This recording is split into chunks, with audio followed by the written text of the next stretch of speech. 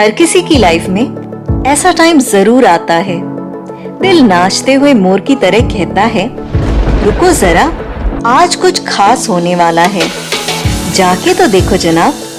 और दिमाग बादलों की तरह गरजता हुआ दहाड़ता है, पर आना ही क्यों था यहाँ।